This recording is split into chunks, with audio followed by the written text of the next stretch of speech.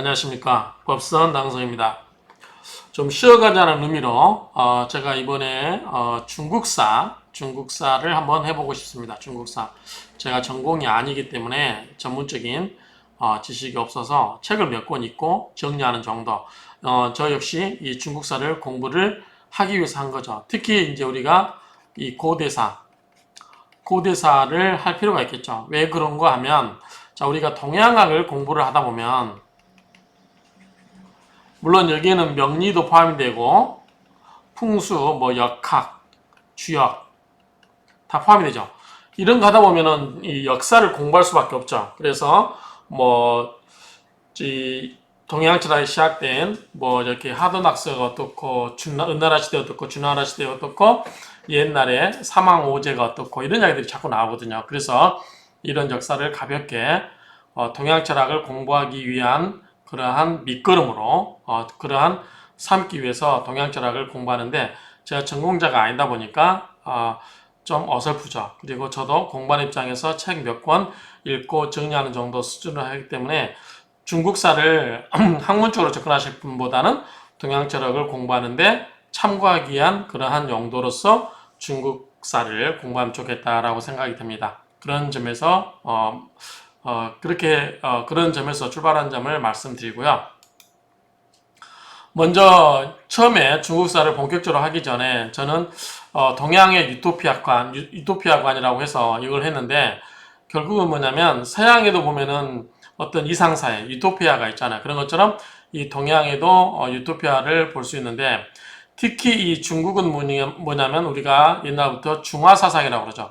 중국이 세계 중심지에 있다라는 그러한 중화사상에서 출발을 합니다. 그러면 중국에 관한 역사도 보면은 중국이 가장 우월하다라는 점에서 시작을 해요. 그런데 우리가 지금 중국의 민족을 구성을 보게 되면 한족이라고 하는 중국의 그 한족과 그다음에 50개 정도 되는 소수민족이라는 변방에 있는 그런 여러 가지의 소수민족이 있어요. 그런 것처럼 중국은 우리 한국처럼 우리 한반도처럼 단일 민족이 아니고 여러 민족으로 구성되다 보니까 역사체계도 복잡하고 거기에 나온 여러 가지의 신화라든가 민속, 풍속 이런 것들이 아주 차이가 날 수밖에 없죠. 그래서 그런 점을 보는데 이 중국을 볼 때 우리가 흔히 볼 때 뭐가 보냐면 이 하와계와 이 서쪽으로 볼게요. 이 서쪽에 하와계가 있고 동쪽에가 동이계가 있어요. 동이는 이자가 오랑캐 이자잖아요. 오랑캐 이자. 그래서 동쪽에 있는 오랑캐. 그다음에 하와는 화자가 이 화자를 쓰겠죠. 당연히 화. 그래서 이 황하에 있는 화 이런 게 아닌가 싶어요. 그래서 어쨌든 중국 민족이 우월하다. 이게 그런 역사적인 배경이 어떻게 됐느냐라는 측면에서 본다면 자, 중국의 역사관이라는 것은 중화사상에서 중국이 세계에서 중심이 되는 그러한 민족이다. 심지어 중국 내에서 소수민족과 중국 민족이 있을 때, 특히 한족이 있을 때 그 한족이 중심되고 변방에 있는 그 소수민족은 이 한족에 속해 있는 그러한 변방 국가로 전락을 하죠. 이 역사는 신화관도 이 중국에 처음에 있는 유토피아관도 마찬가지예요. 자, 먼저 동이계를 제가 했는데 자, 동이계는 당연히 우리 역사와 관련이겠죠. 가장 대표적인 게 뭐가 있냐면 자, 주몽 있죠. 주몽은 누구죠? 고구려를 건국한 주몽 신화가 있잖아요. 자, 해모스와 유화. 근데 해모스는 환인의 손이고 또 이 하백은 뭐죠? 물의 신이죠. 물의 하백의 딸이에요. 유화가. 그래서 이 동이계에 속한 이 한반도는 이 주몽인을 볼 수 있죠. 그런 것처럼 여기에 속해 있는 게 우리가 이제 사망에서 이야기하는 신농시, 염제 신농시 이런 거, 태워, 그 다음에 뭐 이런 여러 가지 치우가 어디 갔죠? 풍배우사 운수는 나중에 나오겠지만 치우 여기 있죠. 치우천왕하고 나중에 이 한족하고 싸워요. 그래서 이 황제하고 치우하고 싸우고 여기서 자 서쪽은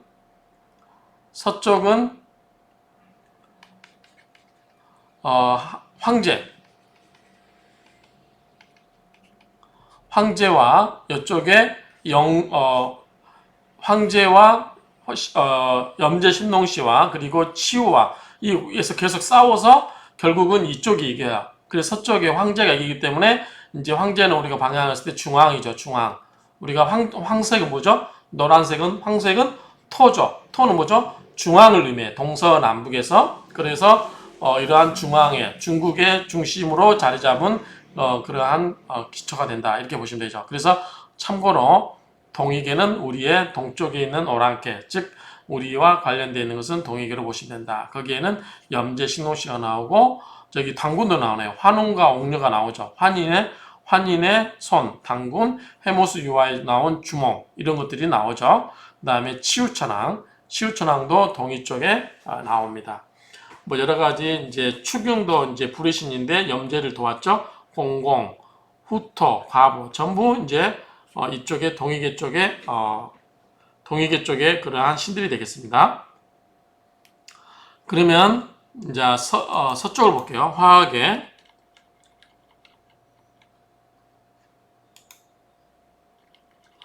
자, 화하계를 보면은 황제라고 되어 있죠. 허는 나중에 이제 오제에서 나오죠. 황제가 나와요. 황제. 자, 이렇게 나옵니다. 결국은 이제 이 황제와 이 동이 쪽 간에 싸워서 이쪽이 이겨서 이쪽이 결국은 중국의 중심이 된다. 이런 생각을 하시면 되죠. 그래서 이 고대인들은 상상 속의 이상향, 즉 유토피아를 꿈꾸는데 이 서양이나 동양을 갔죠. 예컨대 뭐 주로 예를 드는 게 올림푸스, 서양의 그리스 로마의 올림푸스라든가 뭐 성경에 보면은 뭐죠? 그 에덴의 동상 뭐 이런 것들 볼 수 있겠죠. 자, 중국에서는 동이계와 화하계로 나뉘는데 최종 쪽에는 하와계가 승리함으로써 중국 중심으로 구성된다. 중화사상이라고 보면 되겠죠. 그래서 동이의 이 나중에 역사 이 전쟁을 보면 여기 나오는 신농씨, 염제 신농씨와 그다음에 치우천왕이라고 하죠. 이런 것과 싸움을 했었는데 이쪽과 싸움을 해서 이쪽이 승리를 하게 됩니다. 그래서 결국은 이게 이제 황제가 이 중심지가 중앙에 자리 잡고 있다. 그래서 중국의 중화사상의 뿌리가 되고 있다. 이렇게 보면 되겠죠. 자, 황제가 동쪽으로 진출하여 염제 신농씨를 하북성 지역의 판천에서 물리치고 그 다음에 구려족의 우두머리했던 치우의 모습이 이제 뭐 쇠 이마에 구리 뭐 머리카락에 뭐 여러 가지 이제 약간 괴상스럽게 생긴 모습 나오죠. 중국 신화를 읽다 보면은 정상적인 인간이 없어요. 대부분 다 그 모습이 괴상해요. 그래서 어쨌든 치우천왕과 이 탕록에서 싸워서 이긴 뒤 신농을 때려서 연맹의 우두머리가 되어서 이 황제가 중심을 잡아가고 이후에 중국의 역사는 이 황제를 중심으로 중화사상에 입각해서 시작이 되고 있다. 이렇게 보면 되겠습니다. 자, 그러면 우리가 동양 철학을 보다 보면 이제 중국책을 보다 보면 가장 많이 나온 게 뭐죠? 곤륜산이 나오죠. 곤륜산. 자, 곤륜산을 보겠습니다. 자, 황제와 이 곤륜산은 신들이 사는 동네예요. 신들이 사는 동네인데, 자, 여기는 황제와 서왕모라고 하는 여신이 있어요. 이 황제와 서왕모가 사는 곳이 곤륜산이에요. 그러니까 곤륜산은 실제로 있느냐라고 했을 때 이것도 가짜산이에요. 그러니까 어딘지를 모르는 거죠. 그래서 이 실제 곤륜산을 찾으러 가다 보니까 나중에 실크로드도 개척을 하게 되는 거죠. 우연하게. 실제 곤륜산이 있는 건 아닌데 우리 네이버에 보면은 블루 같은 거 보면은 이제 이런 모습들이 나오죠. 곤륜산이라고 해서 뭐 자 이렇게 생겼다. 곤륜산이 이런 모습이다. 그리고 또 곤륜산이 이렇게 생겼다. 뭐 이렇게 보죠. 보통 보면은 여기 보면은 이제 그 불경에 보면 이제 이런 히말라야 모습들이 많이 나오죠. 어쨌든 이런 모습들이 이제 곤륜산이라고 하는데 실제로 어디가 있는지는 모른다. 그렇게 출발을 하시면 돼요. 어쨌든 이제 곤륜산이라는 것은 중국에서 말하는 어떤 이상적인 그러한 중심지다. 실제로 북경에 뭐 말장사 같은 데 가보면 산이 그렇게 예쁘지 않아요. 어쨌든 곤륜산은 중국에서 말하는 이 대지의 기둥이자 머리이고 천지를 중심으로 일컬어진다. 곤륜산은 특히 신 중의 신인 황제와 여신 중에 큰 신인 서왕모가 지배하는 신이다. 곤륜산은 천상에 있는 황제의 하악의 도읍지기도 하고 서왕모가 상주하고 있는 땅이기도 하다. 그렇죠? 자, 근데 곤륜산이 얼마나 크냐면 사방이 800리래요. 800리. 자, 우리가 심리가 4km죠. 800이면 80배죠. 그쵸? 그러면은 80배 하면은 320km예요. 맞나요? 30만 미터? 30만 미터. 30만 미터. 미터면은 300km죠. 맞죠? 대충. 자, 320km예요. 320km면 얼마냐면 서울서 광주까지가 280km예요. 280, 90km. 서울서 아마 대구까지가 이 정도 되지 않나 싶어요. 그래서 어쨌든 800리고 곤륜산은 사방에 800리고 그리고 그 모습은 9개 성을 층층이 쌓아놓은 것 같아요. 그리고 주위에는 이 약수가 있어서 강이 흐르고 있고 이 강은 너무나 이 가벼운 쇠털주자도 가라앉을 정도여서 누구도 이 강을 건너기가 쉽지 않다. 뿐만 아니라 또 이 약수 바깥은 뭐냐면 염화산이라고 불꽃 염자죠. 염환산. 그러니까 불꽃이 이글이글거리는 산이 둘러싸여 있다. 그래서 이 염화산 불구리에는 무엇이 닿기만 하면 완전히 다 타버렸다. 그래서 물과 밖에는 불이 있고 안에는 물이 있고 뒤에는 여기에 이제 곤륜산이 있겠죠. 그래서 사람들이 일반인들이 여기 곤륜산에 자기가 쉽다 어렵다? 어렵다. 그렇죠. 어렵죠. 자, 그렇기 때문에 곤륜산은 누구만 갈 수 있다? 신이 갈 수 있다. 이렇게 생각하면 되겠죠. 그리고 예를 들어서 우리가 이제 북경에 가면 자금성이라는 게 있죠. 자금성. 자금성을 보면 이 자금성에 바깥으로 이렇게 물이 파여 있어요. 물이 흘러가게 돼 있어요. 이걸 왜 물을 파놨냐면 제가 물어보니까 가이드한테 물어보니까 여기에 이제 옛날에 보면은 황제가 살기 때문에 암살하는 경우가 있죠. 그래서 암살이 접근하지 못하도록 물을 통해서 건널 수밖에 없기 때문에 그래서 경비 차원에서 이 궁 주변을 물길을 파놓는 거예요. 그런 것처럼 이 불과 물로서 이 곤륜산을 지키도록 하고 있고 더 나아가서 여기 뭐냐면 곤륜산 문지기가 계명수고 관리인은 유고예요. 둘 다 신이긴 한데 모습이 좀 중국 신화 보면은 괴상하다고 그랬죠. 전부 이게 정상적인 게 있지 않아요. 근데 대부분 뭐다? 사람의 모습을 하고 있어요. 사람의 모습. 그래서 자 계명수를 보면은 자 여기 보면 뭐예요? 사람의 모습이죠. 사람의 모습인데 사람이 하나, 둘, 셋, 넷, 다섯, 여섯, 일곱, 여덟. 8명의 사람 모습 얼굴을 들고 있죠. 이게 뭐죠? 이거는 호랑이의 모습이고 호랑이 꼬리 같죠. 이런 식으로 돼 있어요. 그 다음에 자 이거는 문직이고요. 유고는 뭐냐면 황제 궁궐 정호를 관리인이에요. 관리인은 유고인데 보면은 이런 모습에 꼬리가 하나, 둘, 셋, 넷, 다섯, 여섯, 일곱, 여덟, 아홉 개의 꼬리죠. 또 몸은 또 호랑이 같죠. 뭐 이런 식으로 이렇게 여러 가지 괴상한 모습으로 좀 위협적인 모습으로 이렇게 궁궐을 지키고 있는 모습을 보이는 거죠. 자, 신성한 공간인 곤륜산에 존재하는 사물들 역시 범상치 않다. 자, 여기 보면은 약 800리이기 때문에 그 넓은 안에서 사는 사람들이 먹고 사는 문제가 해결돼야 되잖아요. 그래서 여기 목화라고 하는 벼가 있는데 길이가 150m래요. 그러면 얼마나 큽니까? 그래서 벼가 이렇게 크기 때문에 곡식도 많이 열겠죠. 그래서 풍족하게 자란다. 흉년은 없이 흉복하게 자란다. 그리고 거기는 나무에는 뭐냐면 주수, 문옥수, 난간수, 벽수 등 옥을 열매로 맺는 나무들이 무성하다. 우리가 옥은 이제 중국에서는 귀하게 여기거든요. 그래서 자금성에 같은 데 가면 바닥에 황제가 지나가는 길은 전부 옥이 깔려 있어요. 옥이. 그런 것처럼 이 북경에 가면 또 옥이 많이 난다고 하는데 어쨌든 이 옥이 이렇게 주렁주렁 열리는 그 중에서 특히 난간수가 가장 이 황제가 아꼈다고 해요. 그래서 이주인가요? 이주를 시켜서 이 난간수를 잘 지키게끔 이주가 머리가 세 개이기 때문에 눈도 맑고 머리가 세 개이기 때문에 교대로 머리 하나가 8시간씩 돌아가면서 감시하면 되겠죠. 그래서 이 난간수를 굉장히 황제가 아꼈다라고 이렇게 정리할 수 있겠죠. 그래서 그런 부분에서 이런 나무도 보통 나무가 아니라 이 옥이 열리는 그런 나무다 이렇게 보면 되겠고, 이주가 이런 것을 감시를 해서 지켜보고 있었다.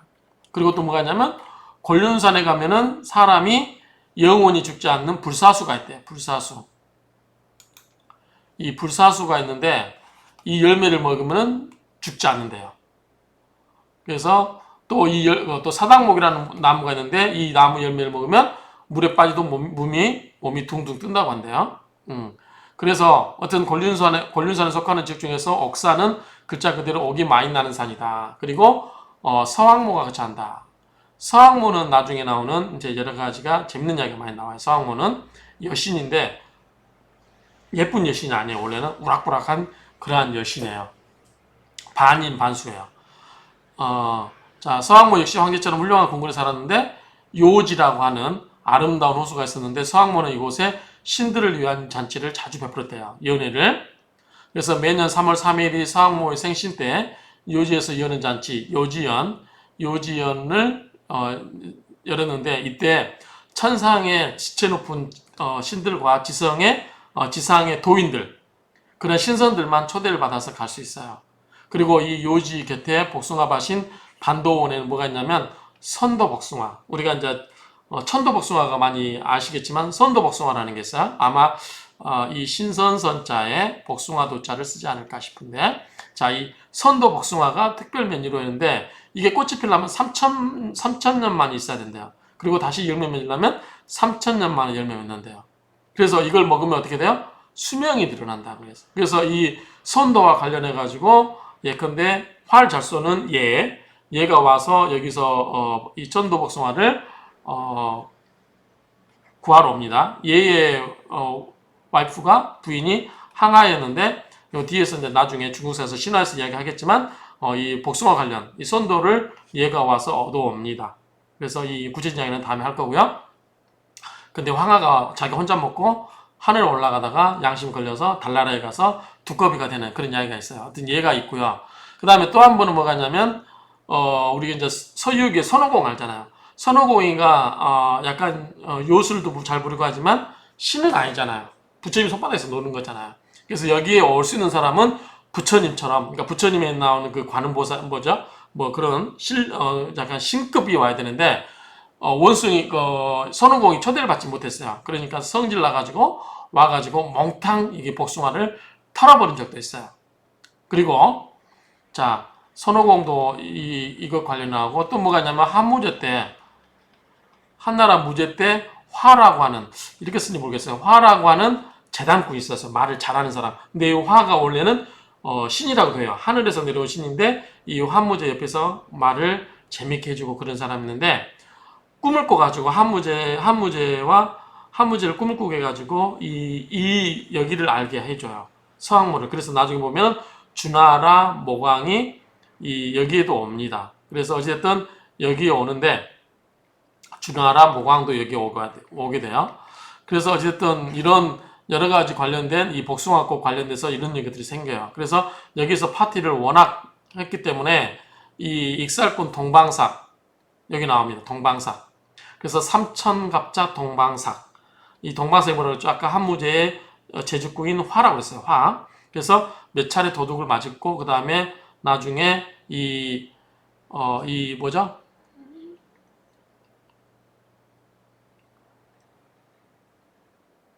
이 서왕모와 러브스토리를 쓰게 되는 주나라 모광 4대 5대째 왕이죠. 5대째 왕 주나라 모광이 여기 찾아오게 됩니다. 그래서 여기에 관계되는 활 잘 쏘는 궁수 얘라든가 그 다음에 익살꾼 동방삭 이런 사람들 와서 수명을 늘리기 위해서 선도복숭아를 달라고 했고 선호공은 이제 불만 표출하러 와서 했고 한무제도 여기 오고 주나라 모광도 여기 온다. 주나라 모광은 여기 와서 서왕모하고 러브스토리를 쓰게 된다. 이렇게 보시면 되죠. 어쨌든 이렇게 이제 이 곤륜산이라고 하는 것은 어떤 일종의 지상 낙원인 거죠. 유토피아. 일반 낙원이 아니고 무릉도원급이 아니고 천상계의 낙원이죠. 그런데 이제 이렇게 하기 전에 이제 아까 이야기한 것처럼 이쪽에는 서쪽에는 곤륜산이 있고 이쪽에는 동쪽에는 오신산이라는 게 있었어. 오신산. 바다 위에 5개 섬이 떠 있어요. 엄청나게 크죠. 그리고 바다가 동쪽이 신비스럽잖아요. 그래서 이 바다에 둥둥 떠 있기 때문에 없어졌다, 안개에서 없어졌다, 생겼다, 또 바다에 떠다니기 때문에 이리 갔다 저리 갔다 그렇게 여러 가지 신비로움을 자아내죠. 그래서 이쪽에 있던, 서쪽에 있던 왕들이 이제 다 가질 거 다 가졌는데 못 가진 게 뭐예요? 목숨을 연장시키는 거죠. 일반인들이 이제 왕 입장에서. 그래서 불로초를 구하러 동쪽으로 보냅니다. 그렇죠? 그래서 어쨌든 전국시대 제후들과 진시황은 동방 낙원이 삼신산에 대한 직접적인 탐색을 했으나 결국은 구했다 못 구했다? 못 구했다. 그래서 다시 뭐다? 서쪽 곤륜산에 와서 아까 불사수라는 거 있었잖아요. 그다음에 선도복숭아 이런 것들을 해서 서방 낙원인 곤륜산으로 방향을 돌려서 서왕모를 통해서 불사약을 얻고자 노력하지만 어쨌든 실패를 합니다. 그래서 사람이 수명을 무한대로 살려고 하는 그 욕심은 곤륜산이나 삼신산이나 다 실패를 한다 이렇게 보시면 되겠죠. 여기서 잠깐 서왕모를 좀 보고 가겠습니다. 서왕모는 산해경이라고 하면은 중국의 그 지리서와 그 다음에 신들에 관한 이야기들이에요. 자, 산해경에는 서왕모에 관한 여러 기록이 있는데, 자, 서왕모는 인간이라기보다는 반은 짐승이고 반은 사람의 모습을 하는 반인 반수의 모습이다. 여신이다. 그러니까 예쁘겠어, 안 예쁘겠어요? 안 예쁘겠죠. 서양의 여신들은 예쁘잖아요. 아프로디테라든가. 그런데 동양의 이 여신은 예쁘진 않았어요. 나중에 미화가 된 거겠죠. 자, 얼핏 보면 사람 같긴 한데 표범의 꼬리와 호랑이 이빨을 가졌어요. 호랑이 이빨 보면 여러분들 호랑이 이빨을 한 여자와 데이트를 한다 그러면은 기분이 좋겠습니까? 언제 잡혀먹을지도 모르겠죠. 거기에다가 쑥대머리처럼 헝클어진 머리, 비녀를 꼬아줬다니 상당히 품있고 아름다운 여신의 모습과는 거리가 멀다. 살벌하게 그지없다. 그리고 하늘에서 내리는 재앙이라든가 돌림병 이런 어마어마한 무시한 일을 하고 또 웃긴 거는 코를 베거나 손발을 자르는 등의 잔인한 형벌에 관한 기운을 관장을 했다. 이건 왜 그랬을까요? 자, 이거는 우리가 북, 동, 남, 서, 중앙이죠. 중앙은 뭐죠? 황제라고 했죠. 황제. 자, 우리가 동양 철학에서 동은 뭐죠? 목이죠. 뭐죠? 목은 인자함이에요. 인자함. 청색이죠. 자, 남쪽은 뭐죠? 화죠. 불이면서 뭐죠? 화니까 이건 뭐죠? 예의예요. 예의. 예의. 그쵸? 그 다음에 북은 뭐죠? 수예요. 여기는 붉은색이죠? 여기는 검정색이에요. 그러면서 여기는 뭐죠? 지혜를 의미해요. 지혜. 공부하는 지혜. 자, 서쪽은 뭐냐면 우리가 뭐냐면 금이에요. 흰색이죠. 회색 계통의 흰색. 금은 뭐죠? 쇠예요. 쇠는 뭐죠? 칼이에요. 그래서 뭐다 이거는 우리가 숙살직권이라고 해요. 숙살직권. 사람의 생명을 다룰 수 있는. 그래서 문과로 말하면 법을 다루는 거. 판검사, 경찰, 뭐 이런 거. 안 좋게 풀리면 깡패. 그 다음에 우리 사주에서 이과에서는 이제 생명을 다루는 거는 의사, 칼잡이라고 그러죠. 칼, 수술하는. 그렇기 때문에 이 서왕모가 서쪽에 있는 신이잖아요. 서쪽에 신이잖아요. 그러니까 서쪽은 금이기 때문에 보다 숙살직권을 갖고 있기 때문에 아까 뭐가 있어요? 손발을 자르거나 코를 베는 등의 이러한 뭐다? 형벌에 관한 기운을 관장하는 여신이다. 이런 게 이제 동양철학적인 사유가 녹아있다. 물론 동양철학이 나중에 나왔지만 이런 생각이 녹아있다라고 보면 되겠죠. 어쨌든 이 서왕모가 여신임에도 불구하고 이렇게 험한 일을 할 수밖에 없었죠. 근데 이제 우리가 혼자 살다 보니까 독신인 것이 너무 외롭죠. 그래서 동안공이라고 하는 남편신을 만들어 주기도 합니다. 그래서 뭐냐면 이것은 나중에 이제 여화와 복희가 남매죠. 근데 부부가 된 것처럼 이 서왕모도 동안공을 만들어줘서 뭐다? 음양의 이치. 음양 H를 만들어주고, 또 이제 동양적인 관점에서 보면은 여성은 남성이 있어야 된다라는 가부장적인 가부장적 뜻이 있다. 이거는 이제 그 앞에서 설명한 그 책에서 그렇게 이야기하고 있습니다. 어쨌든 음양오행설에 보면 음과 양이 균형을 맞춰야 된다라는 측면에서도 이렇게 이해할 수 있다. 보면 되겠죠? 자, 동양의 대표적인 여신들의 운영은 원래가 독립적이고 자율적인 능력을 가지고 있는 처녀다. 자, 먹으면 죽지 않는 복숭아, 선도죠. 를 소유한 생명의 여신이기도 해요. 생명, 아까 우리가 형벌을 다룬다고 했죠. 남의 생명의 생사 열대권을 갖고 있는, 그게 뭐다? 숙살직과. 그렇기 때문에 살리기도 하고 죽이기도 하고 그런 거죠. 그러니까 죽이기도 하지만 살릴 수 있는 그러한 생명의 여신이기도 하다. 그래서 영생과 불사의 능력을 지닌 생명의 여신으로도 여겨진다. 선도를 먹으면 18,000년을 더 연장을 한대요. 그래서 동방삭이 누구라고 했을까? 한무제 옆에서 제단꾼이라고 그랬죠. 그래서 자기 수명을 늘리기 위해서 와서 싹싹 그래서 이 복숭아를 얻어갑니다. 이 성왕모로부터 한무제 제단꾼이라고 그랬죠. 근데 동방삭은 우리가 이제 노래를 듣다 보면 양동근인가요? 뭐죠? 골목길 거기 보면은 랩할 때 삼천갑자 동방삭. 자, 삼천이 뭐죠? 삼천이고 갑자는 뭐예요? 갑자에서 갑자로 끝나는 거 뭐죠? 60년이에요. 60년. 그러면은 3천 곱하기 60 하면 뭐예요? 18,000이 되죠. 그래서 18,000년 동안 연장이 되는 거죠. 동방삭, 삼천갑자 동방삭. 이 대사 노래에 나옵니다. 누구죠? 나중에 나옵니다. 그 다음에 명나라 서유기 손오공 등이 선도를 훔쳐먹었다. 그 다음에 만인의 연인으로 다시 태어난 사랑과 미 여신으로 승화된다. 후대의 사랑을 대표하는 여신으로 문학적인 대상이 된다. 주나라 때 이 모강이 임금이 8필의 주마가 이끄는 수레를 타고 서쪽으로 여행을 떠나 곤륜산에 이른 적이 있었다. 이때 주모강은 여신 서왕을 만나서 사랑에 빠져서 고국에 돌아갈 일을 잊을 지경이었다. 그래서 둘이 막 시를 주고받고 하는 그런 게 나오죠. 러브스토리, 막 사랑의 서시를 쓰고 그러죠. 8필의 준마는 또 여기에서 이 책을 읽다 보면 자세하게 나옵니다. 그 다음에 이제 천하의 명궁 예의가 나오죠. 부인은 항하고. 자, 나중에 이게 아마 10개 태양은 아마 여순 시대 때, 임금 시대 때, 원래는 이제 태양이 10개가 있었대요. 그래서 10개가 이제 복숭아 나무에서 하나씩 돌아가면서 나왔다고 그래요. 근데 한꺼번에 10개가 나오니까 어떻게 돼요? 뜨겁겠죠. 우리가 사주명식에서 이렇게 화가 많다. 병화가 있고 정화가 있고 지지에 사오미로 흐른다. 그건 뭐예요? 굉장히 우리가 뭐라 그러죠? 조열하다고 그러죠. 사주가. 굉장히 뜨겁다고 그러죠. 그런 것처럼 태양이 이렇게 됐으니까 어마어마하게 덥겠죠. 모든 게 타들어가고 죽고 막 그래요. 그렇기 때문에 항의를 하니까 천재가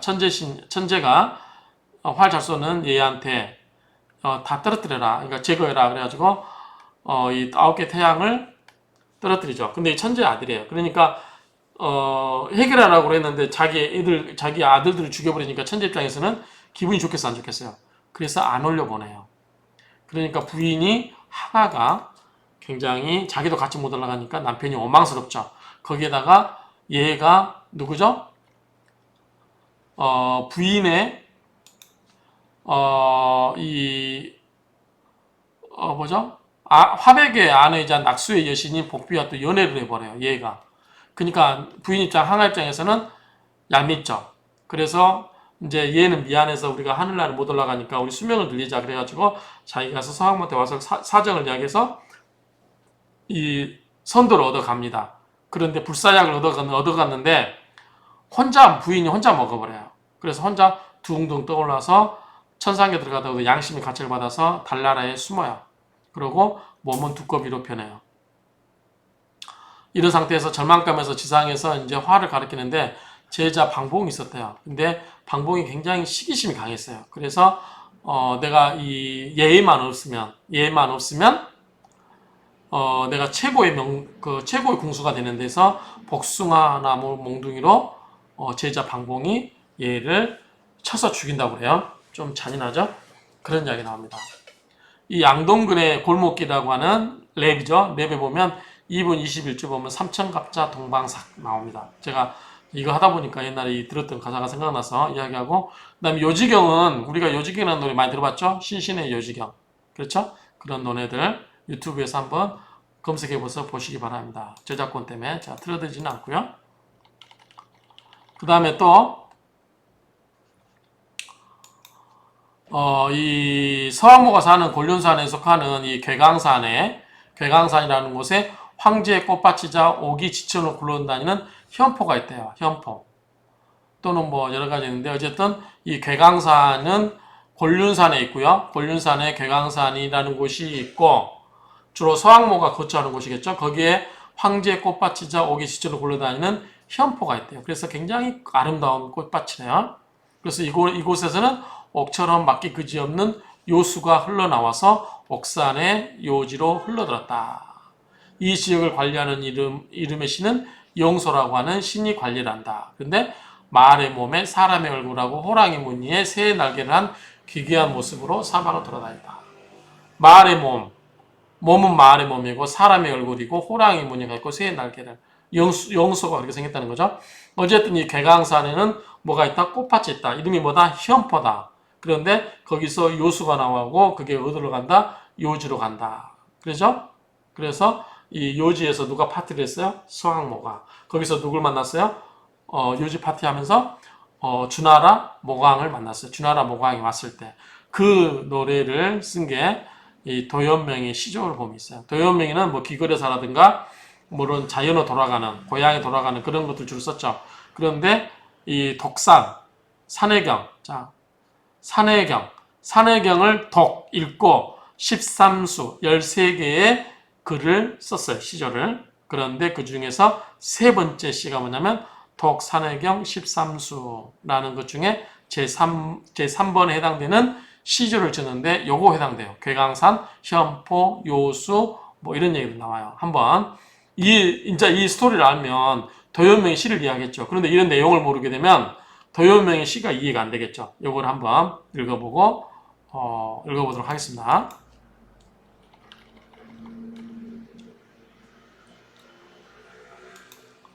자, 초체는 뭘 초자, 채할 채자, 뭐 갈릴 채자인데 멀고도 높음이라는 뜻이 돼요. 멀고도 높다 또는 멀고도 먼, 그렇죠? 높은. 그래서 괴강은 아까 곤륜산에 있는 그런 거고 령은 뭐죠? 고개라고 보시면 돼요. 고개. 자, 우리나라에서도 뭐 고개를 나타내는 게 무슨 제가 있죠. 그 다음에 령이 있죠. 령 있는 게 뭐가 있어요? 예컨대 배우령.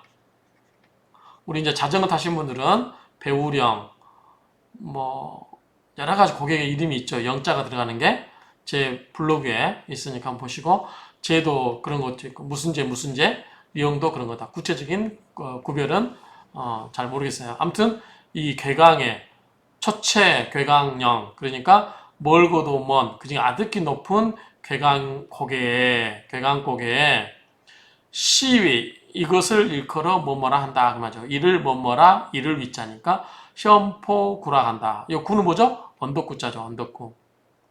그래서 이를 일컬어 현포 언덕이라 한다. 아까 현포 나왔죠? 현포는 뭐다? 괴강산에 있는 뭐다? 꽃밭이에요. 아주 곤륜산의 예쁜 꽃밭. 서쪽 남쪽으로 망 바라보니 허자가 뭐냐면 터자예요. 터자. 곤륜산에 터가 있다. 어디니? 서쪽 남쪽을 바라보니, 서쪽 남쪽에 곤륜산 터를 바라보니, 서남쪽이죠. 광기. 자, 빛광자, 기운기자죠. 빛나는 기운 또는 빛광, 광채와 기운이 그 말이죠. 빛나는 기운, 광기가 난 어렵다. 뭐가 어려워요? 뭐뭐와 더불어. 이게 뭐냐면 주예요. 무리 주자. 그러니까 다른 여러 무리의 그 산들과 비교를 해보기가 어렵다. 그러니까 다른 산하고 비교할 것이 없이 굉장히 뛰어나다, 으뜸이다 이런 말이겠죠. 광기, 난여, 주. 원래 이제 정자는 정자죠. 그런데 정정을 두 개 쓰면은 늙은 몸이 꾸부정한 모양이거나 산이 솟아있는 모양이 우뚝하다 이런 것을 의미한대요. 그래서 정정, 산이 높이 우뚝 솟아있고 밝게 뭐다? 비치고 있다. 빛을 조자죠? 비치고 있다. 뭐를? 난간. 특히 난간이 뭐다? 그 옥이 열리는 나무 중에서 황제가 가장 아끼는 나무였고 그것을 머리 3개 달려있는 이주에게 지키도록 했다라고 했죠. 그래서 우뚝 솟은 밝은 난간 나무 빛나고 이렇게 해석을 하시면 될 것 같고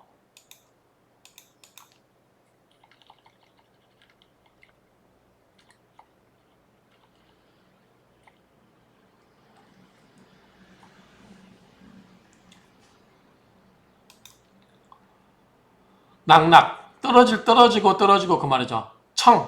맑을 청자 떨어지고 떨어진다 뭐다? 그러니까 물이 졸졸졸 떨어지는 거죠. 맑고 요류 요수 아까 요수가 있다고 그랬죠. 요수가 졸졸졸 맑게 떨어지면서 흘러간다 그 말이죠. 어디로 늘었어요? 요주로 늘었죠. 한스럽다. 불급 미치지 못한다.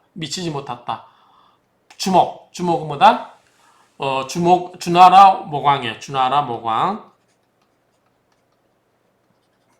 이 주나라 모광이 놀러 다니기를 그렇게 좋아했대요. 주나라 모광에 미치지 못하는 게 한스럽다. 직에 가면 그래요. 한스럽구나. 주나라 모광에 미치지 못하는 거. 미칠 급자니까. 자, 탁승. 부탁하여 승. 탈승자잖아요. 부탁하여 탄다. 자, 아까 모광은 뭘 타고 나왔다 그랬어요?